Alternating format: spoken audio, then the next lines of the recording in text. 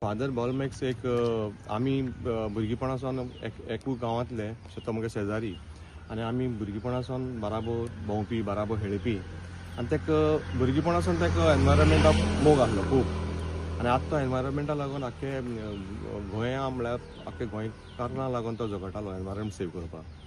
आनी तेका आयज ही एक मरण येयल्ल्या कारणान केपेकारां दूख जाली ती जाली गोंयकारांकूय खूब दूख जालें आनी ऑल ओवर द वर्ल्ड लोकांक खूब वायट दिसलें कित्याक एक फादर आसून तो एक